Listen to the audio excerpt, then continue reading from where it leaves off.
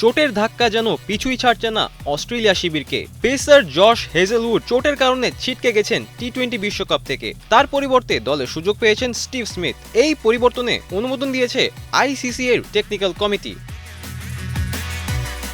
শুরু থেকেই ইনজুরিতে জর্জরিত অস্ট্রেলিয়া দল। চোটের কারণে বিশ্বকাপ মিশন থেকে ছিটকে গেছেন প্যাট কামিন্স সহ একাধিক গুরুত্বপূর্ণ খেলোয়াড়। সর্বশেষ ম্যাচে আঘাত পেলেও স্বস্তির খবর, মার্কাস স্টোইনিসের চোট গুরুতর নয়।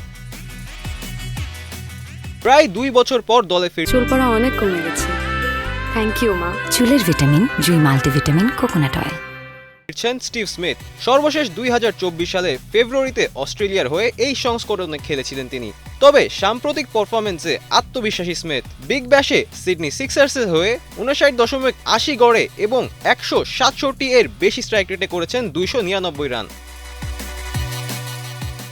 এদিকে জিম্বাবুয়ের কাছে হেরে সুপার 8-এ ওঠার পর কঠিন করে ফেলেছে অস্ট্রেলিয়া। এখন বাকি থাকা 2 ম্যাচে জিততে হবে অজিদের, না হলে সমীকরণ হয়ে উঠবে আরও জটিল। চাপের মুখে অস্ট্রেলিয়া, তারা কি ঘুরে দাঁড়াতে পারবে? উত্তর মিলবে মাঠের লড়াই।